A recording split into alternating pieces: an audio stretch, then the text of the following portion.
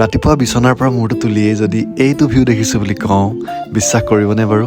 Hello' everyone, মই পাৰ্থ আৰু আজি মোৰ অৰুণাচলত চলো বেকপেকিঙৰ চতুৰ্থটো দিন। একাপ সুন্দৰ চাহ আৰু এটি সুন্দৰ ভিউৰ সৈতে দিনটো আৰম্ভ কৰাৰ পিছত অসমৰে পৰা অহা 4জন দাদাৰ সৈতে লগ হৈ লামাং যোৱাৰ প্লেন বনালোঁ। আৰু লামাং যাবৰ কাৰণে যিখন পাৰ্মিটৰ প্ৰয়োজন হয় সেইখন আমাক হোমষ্টেৰ অ'নাৰ চাংগে ভাইয়ে বনাই দিলে।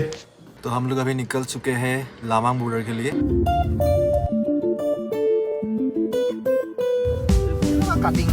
আৰু এনেদৰে আহি আহি আমি ভৰি দিলোহি বৰফৰ দেশত।